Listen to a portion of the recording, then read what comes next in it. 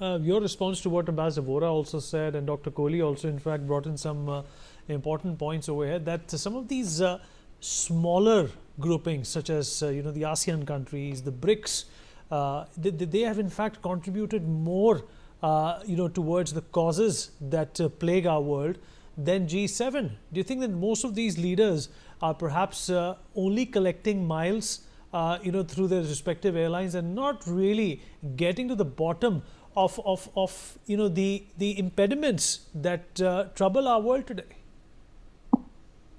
Yes, bilaterals, as Trump is indulging in, and small groupings. Because as soon as it becomes large, there are subgroups. There are internal conflicts.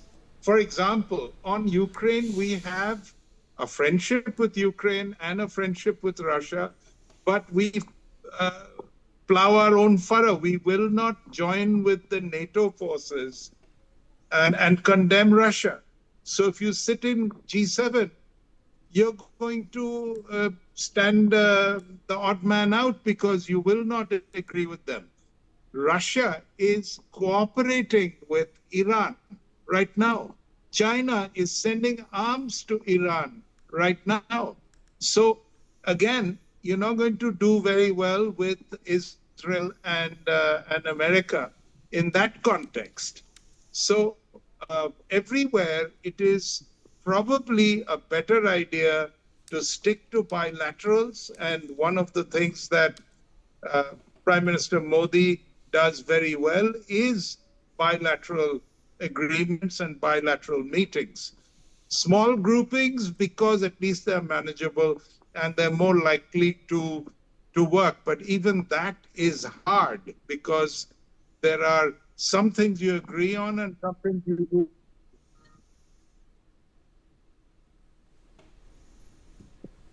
So, Gautam, go on, please. So that is a problem. G7 is relevant, I feel, insofar as it represents these Western countries and America. But America's the bulk of it.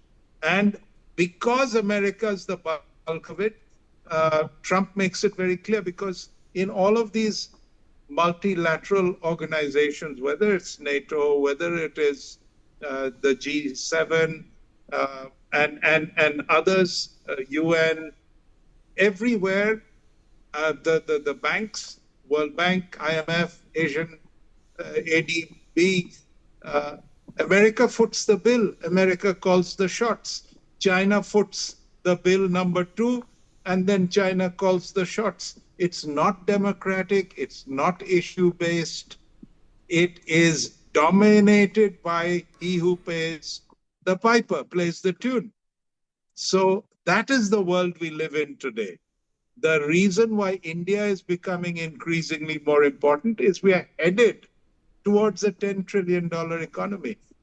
The way we will be treated as a $10 trillion economy a few years down the road is very different from how we are treated now. Right now, it's sort of a reluctant what to do. We can't keep India out.